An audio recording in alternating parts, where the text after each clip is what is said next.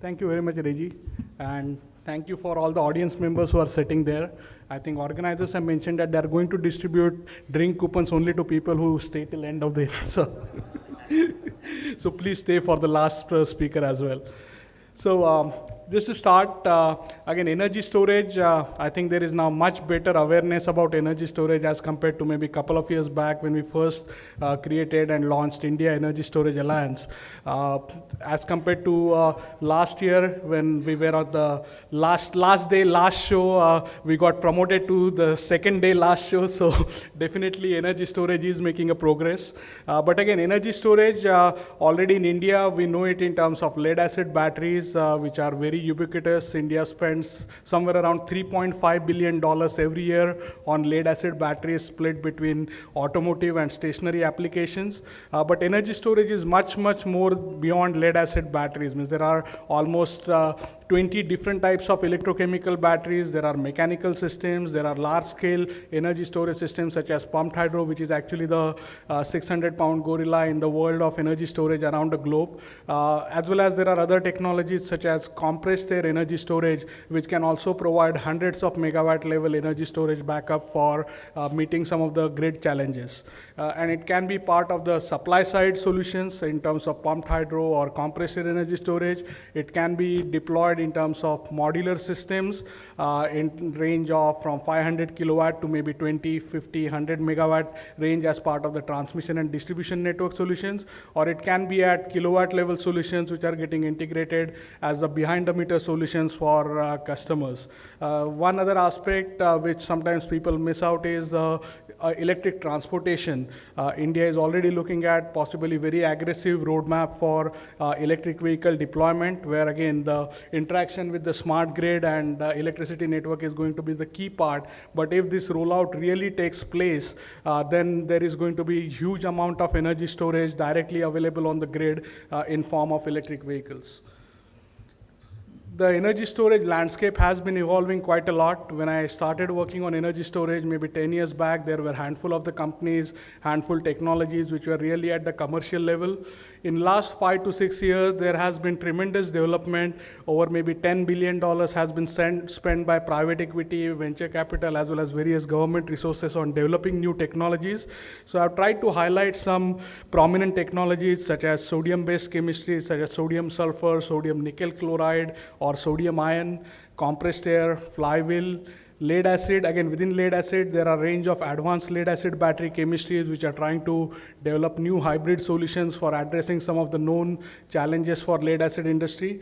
But then there are also other technologies such as lithium ion and flow batteries, which offer significantly higher cycle life and are also getting very widely adopted. Again, when we talk about lithium ion, sometimes people first ask about, oh, okay, is this the same battery which is used in Boeing because of the issue with the fire? But again, probably almost everyone right now have some piece of lithium ion battery in your pocket in form of your cell phone battery. So again, it is becoming very common. All the laptops, everything are using now lithium ion, and this commoditization has brought down pretty significantly the cost. So this is the first question which almost everyone asks. So okay, is energy storage practical for India? The implied question behind that is we still think that energy storage is too costly and we have to wait for another 10 years before we can start looking at energy storage as a real solution in India. So we have put together like a quick survey. Again, within each category, there is a huge range of prices based on quality, based on the manufacturers. But this is a sort of general industry consensus. And you can see particularly technologies such as lithium ion, which were maybe 5 years back purely thought of as a power application only technology with prices in the range of $2,000 to $3,000 per kilowatt hour. They are already within last 5 years have brought down the prices to the level of $400 to $600 per kilowatt hour. And in last 1 year, India has become actually one of the largest consumers for lithium-ion batteries in form of telecom industry, where India has placed orders more than $350 million for telecom towers for lithium-ion batteries, because when you are using diesel as your primary source, lithium-ion batteries are already economical and a business case is very well established for it right now. But again, if you think of it in the next 5 years, the world is not only going to be limited to lithium-ion batteries. There are a range of other technologies which are also promising significant cost reduction. But ultimately, the business case is not only dependent on cost. And lots of time in India, we focus a lot on just capital cost, which is pretty challenging, particularly when you're looking for new technologies. Because unless you have large-scale deployment, the cost will not come down.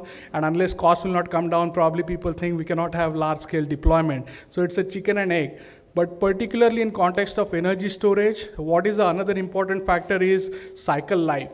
When you're talking about some of the conventional energy storage technologies, you're talking about somewhere between 100 to 300 cycles as a life. And when you're looking at them for backup applications, these technologies are perfect. If you're using them for substation backup, where you're going to need backup only once a month or once a week, that is a perfect technology. You don't need more than a couple of hundred cycles for giving you a 5-year life.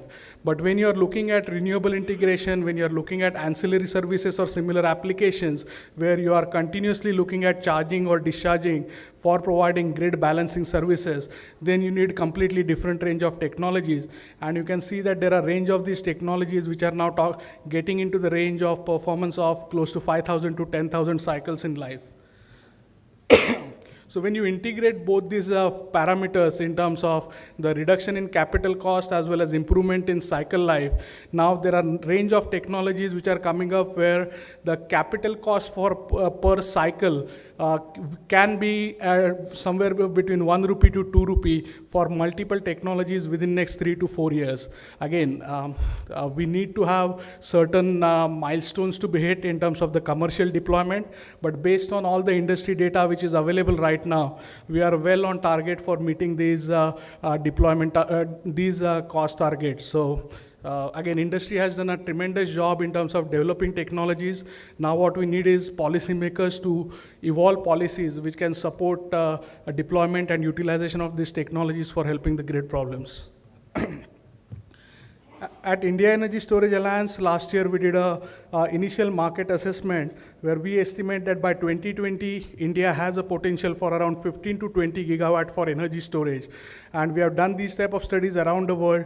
In US, we believe that the potential is somewhere between 3 to 5 gigawatt. So actually, currently, around the world, there is lots of interest in looking at India as one of the biggest market for energy storage technologies. And you will see that in terms of number of companies who will participate in some of the upcoming opportunities in India. Again, last year when I talked about it, everyone said that, okay, we are at least 5 years away from getting deployment of these technologies in India. But earlier this month, Power Grid Corporation now has already issued a RFP where they are looking for 3 technologies to be deployed at 0.5 megawatt, 250 kilowatt hour for providing ancillary services to the grid as a technological demonstration.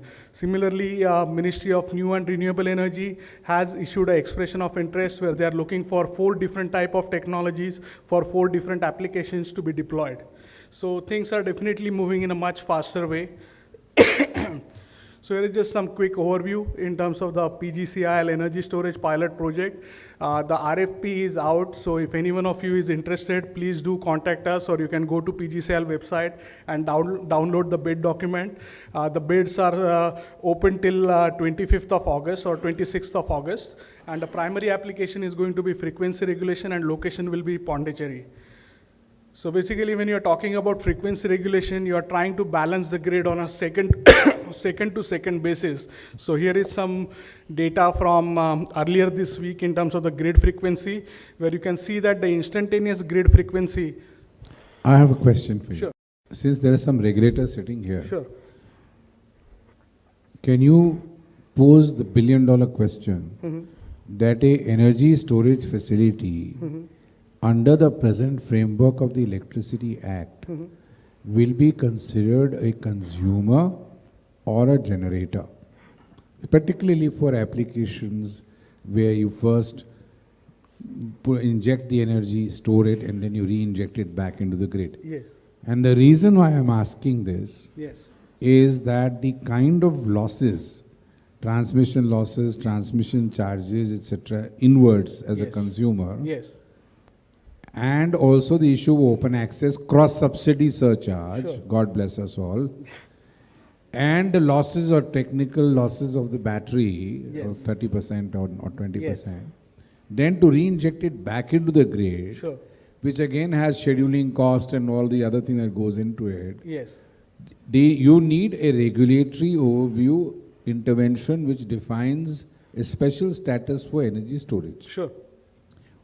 Why don't you articulate that as a major concern so the regulators can think about it? Sure.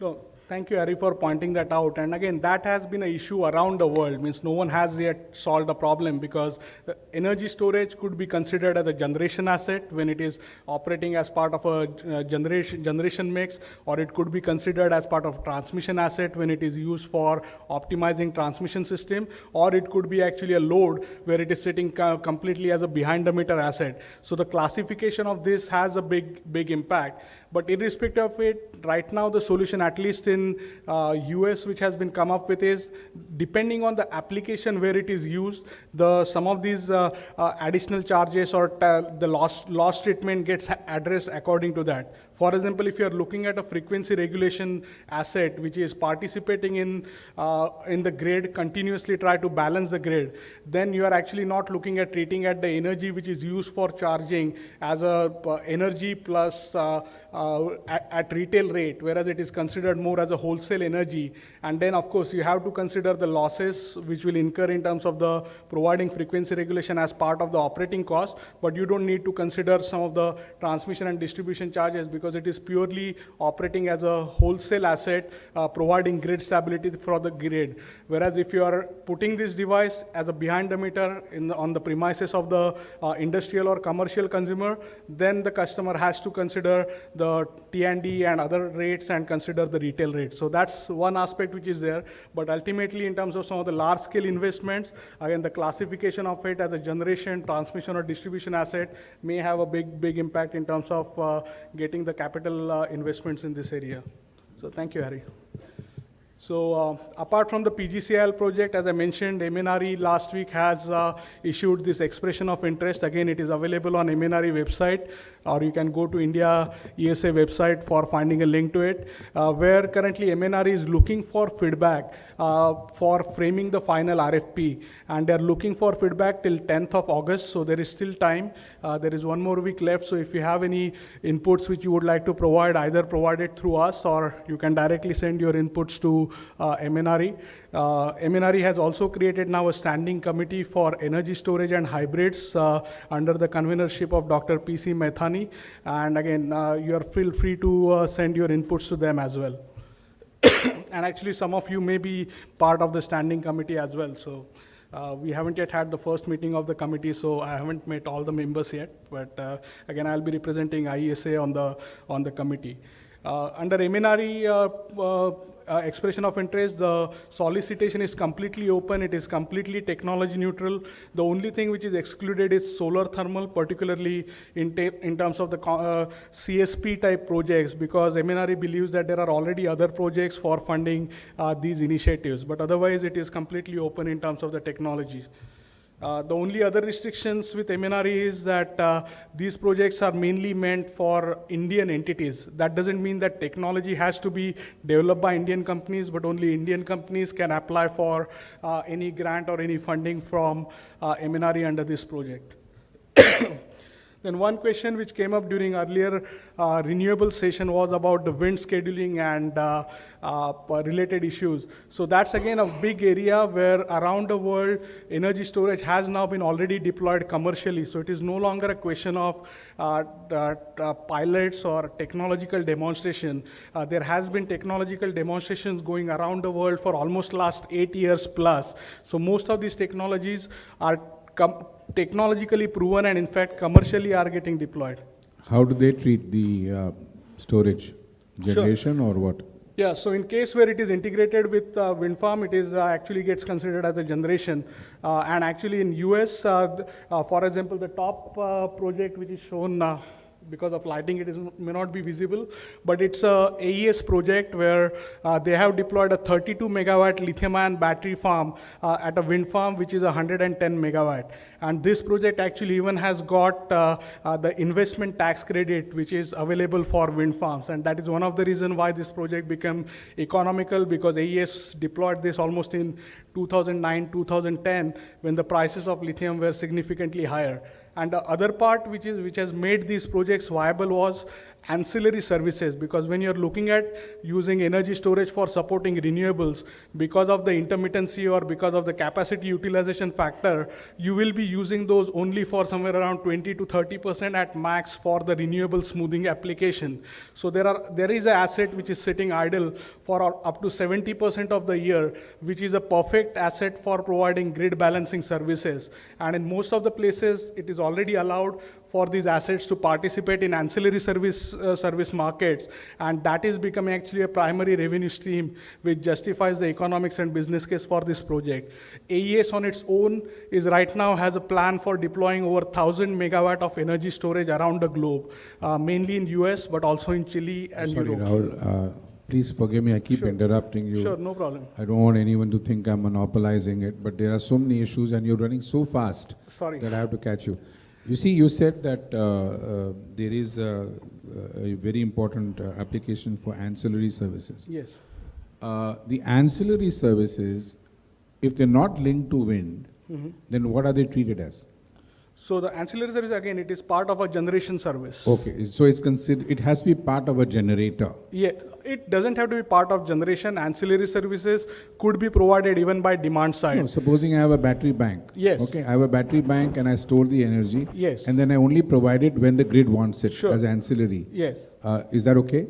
Yes. So Then how was it treated? Sure. So it depends again on the location. So as I said, that energy storage is an elephant where depending on which part of it you're looking at, you may think of it as a different Now, animal. how do they do it in the US? So in US again, if you're doing it as Not a wholesale linked to project, generation, not linked to generation. If it is a wholesale project, it can be a standalone project, but it still gets treated as part of the generation. Whereas if you are putting it as a behind the meter asset, for example, energy storage doesn't have to be batteries. For example, right now we are working with number of companies in US who are using electric water heaters for providing ancillary services as a behind the meter resource, where it is basically a thermal storage getting used for providing these services. Within ancillary services means apart from frequency regulation, there is synchronous reserve, non-synchronous reserve, other operating reserve services, where thermal storage and other technologies could be a perfect solution, and they get basically treated as part of the demand response, where you can dispatch them remotely, you can validate their response. Imagine that 30 megawatts that you mentioned is not connected to the wind asset. It's only taking power off the grid and putting power onto the grid. Yes. As a part of the ancillary services, it gives a balancing thing, because when the infirm nature of wind being whatever, Yes. it's not connected to a generating asset. Sure. It's standalone. Yes. How is that treated? It is still treated as a generator. But he's have buying power off the grid, no? Yes. How can he be a generator if he's buying power off the grid? No, because it is providing basically the generation services. So net, it will be actually consuming. So in terms of the net at end of the month, it will pay energy taxes. Only thing in terms of the cost for the generation which is used is treated as the wholesale only, energy only charge, not considering the retail rate. And again, this is common even for say generators. You may have auxiliary. So it's energy settlement and that's Energy it. settlement, exactly. And basically the ancillary service is key part of the solution for providing access. In India, unfortunately, we treat ancillary services or power quality as a luxury, and we are still unfortunately haven't yet, again, Harry took leadership in organizing, I think, the first event on introducing ancillary markets last year. But we are getting there. CRC has been working on possibly looking at various options available for it. But if that gets introduced, then I think it is actually the lowest hanging fruit available in India. We are looking at something around 1% of the grid. So right now looking at somewhere around 1,000 to 1,500 megawatt solution, which can improvise the grid frequency substantially. So right now, again, we think of that only in terms of the cost, but don't consider the cost which industries and consumers are paying in terms of the poor power quality and equipment failures and other costs. So again, because that is part of the ancillary services. Grid frequency, again, depending on your definition of okay.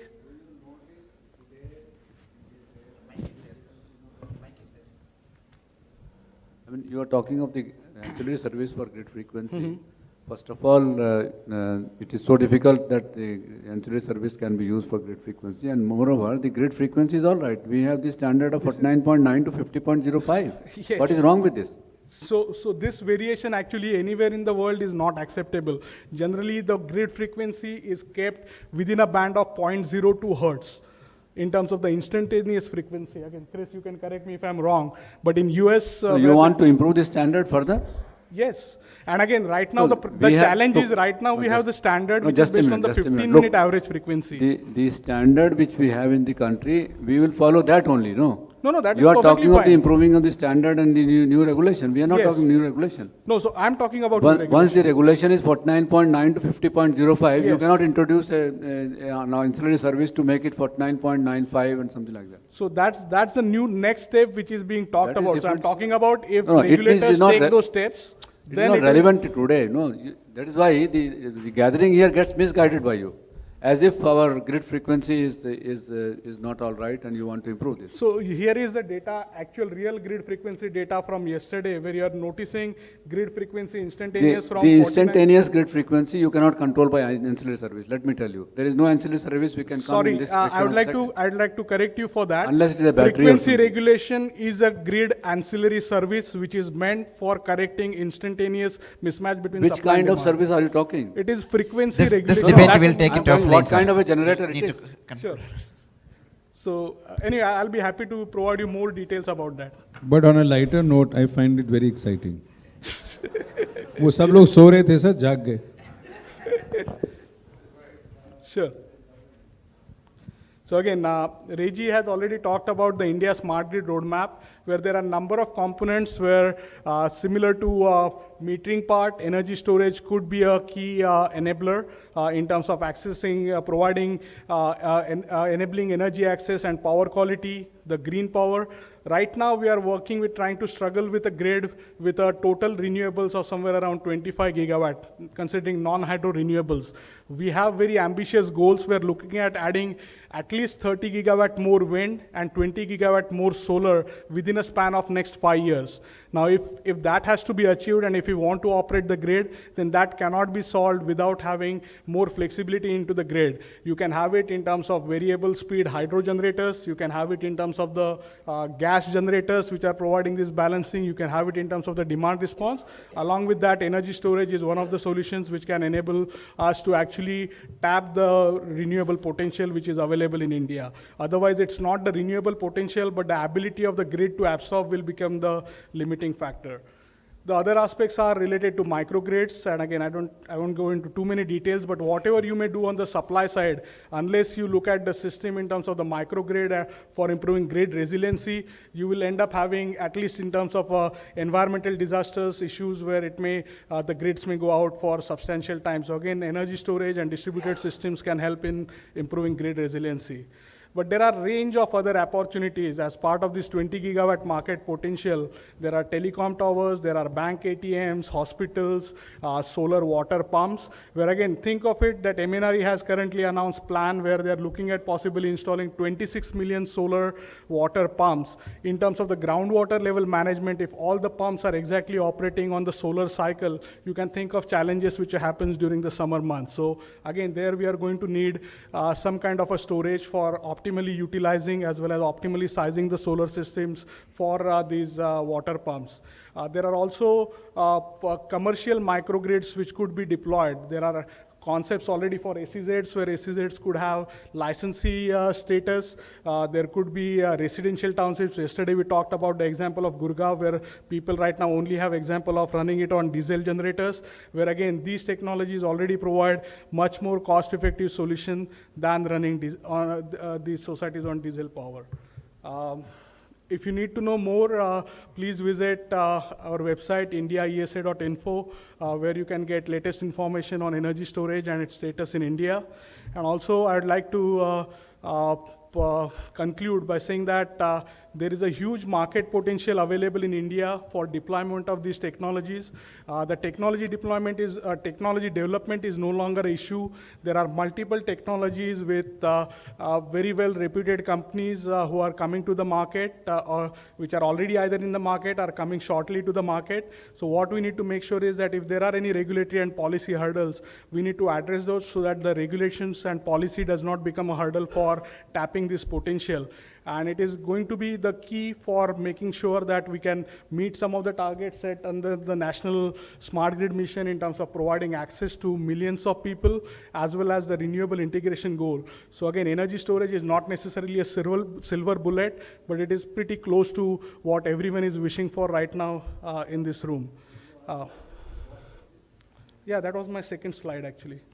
I'll be happy to again go back later on, but There in were the some interest slides of on time. it. Yes. Yes. So again, if you want to know more about it, in December we are going to host a 3-day dedicated event for energy storage and microgrids with support from IPAI.